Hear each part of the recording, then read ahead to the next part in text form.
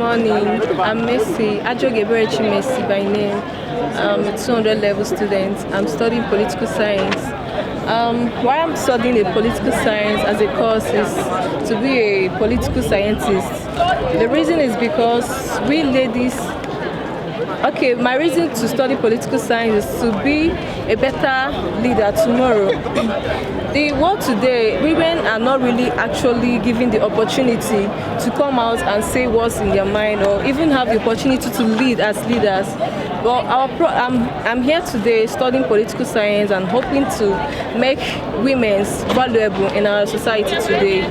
Why I'm studying this political science is just to impact more on politics and do more, because mostly we can't see women in the legislative house, all this, even the House of Assembly. So all these things, own aim is to come here, learn as much as I can, and to be able to be out there tomorrow to be a better leader. Women are not seen in a better positions today. Why? Because they are not given that opportunity. But we are here today, our society today, and I believe so, that we are going to come out to present and represent our nation, Nigeria. Thank you.